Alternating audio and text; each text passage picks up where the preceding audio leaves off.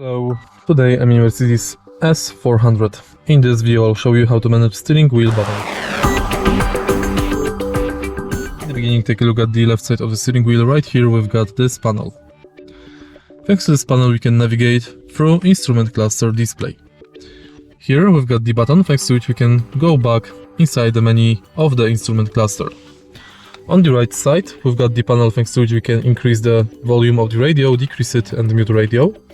We can answer and end the calls. Also, thanks to this button, we can activate voice assistant.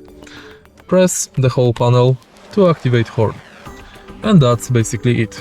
Before, we've got two paddles thanks to which we can manually change gears.